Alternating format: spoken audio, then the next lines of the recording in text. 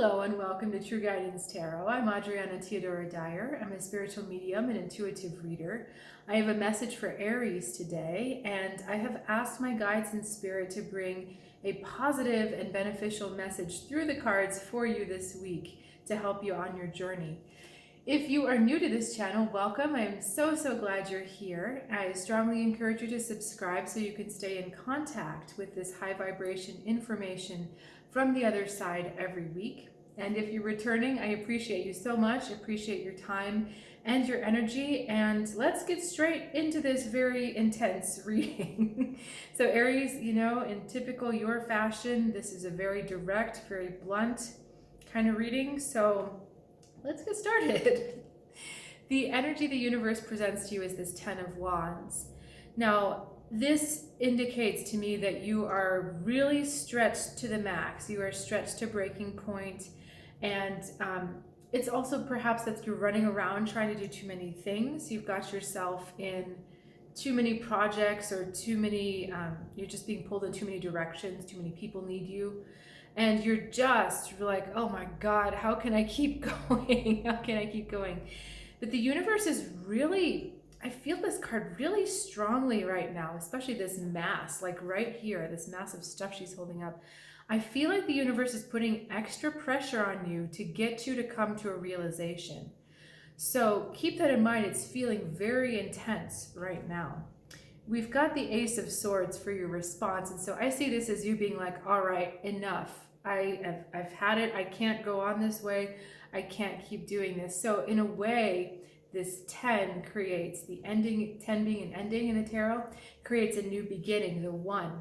So you react to that feeling like I can't be in all those places. I can't be all those things for all those people, that this is just not possible. I'm not doing it anymore. So I feel like the rest of the cards are telling you why you got into this situation in the past. So it's kind of like this is the end. This is the beginning and the end, and then I tell you why so that you don't, to support you, to help you not make this choice again. So Queen of Cups, 10 of Swords, into the 6 of Pentacles. Now this could not be clearer. Queen of Cups is the emotional sides of relationships. This is you holding up more of your fair share in the relationships, being the kind one, being the understanding one, being the one that always takes care of the emotional things. It's like you hold up, if we combine these two things, you hold up more of the emotional burdens in relationships than you need to. And the 10 of Swords flies at you saying, all right, enough of that. And remember, our endings and beginnings. We had the 10 of Wands. Here's your 10 of Swords. And then here's your Ace of Swords. So again, you've already made this decision. The universe kind of pushes you to make this decision, and they're giving you an indication of what you need to do moving forward. So we get to the 6 of Pentacles card, and I'm going to go back and forth with these cards. 6 of Pentacles is talking about unequal balance of power, unequal use of resources. So this talks about relationships where one person gives more, one person takes more. One person is more dependent, one person is less dependent. So you see, it's not the flow of an equal give and take, like a Temperance would be a really nice relationship card. This is someone has more and the other one has to take more.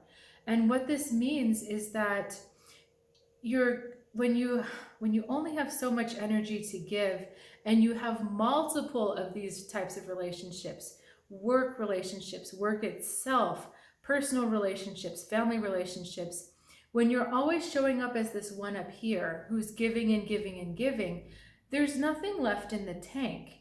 And when you give like that in these kinds of relationships, you're not also receiving.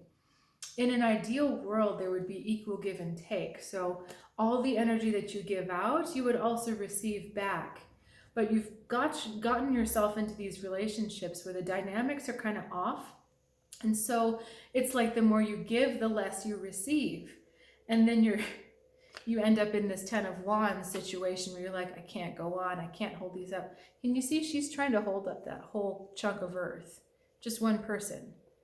And it's probably too small to see on the cards with the lighting right now, but there's actually people inside these towers. So it's not just like she's holding up a piece of dirt, she's holding up an entire world. And that's where you find yourself. So again, that over giving, that over emotionally, I hate to say the word available, but it's like you show up for people with all of that emotional support. And these cards are clearly saying you need to stop doing that. It's not that you need to start being a jerk, but you see that showing up as too much is really not creating a good situation for you.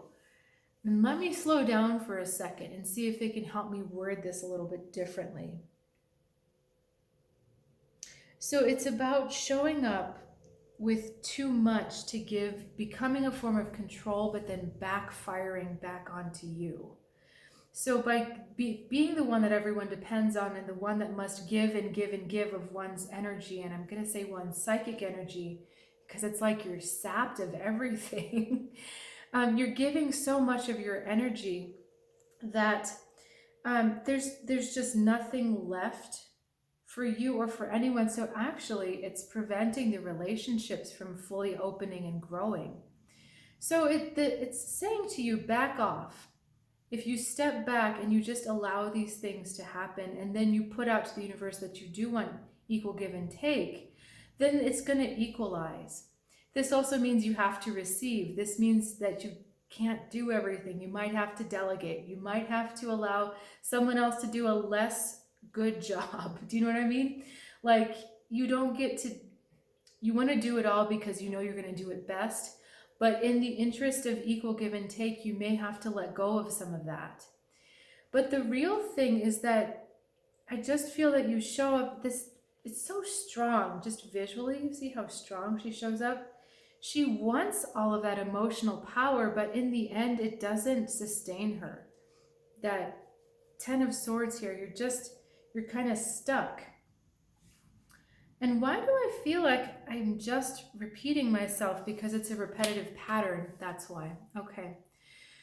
So this desire to do everything, this desire to control and manage everything, from your personal relationships to your work relationships, and to everything else, it's not a sustainable way of life for you anymore.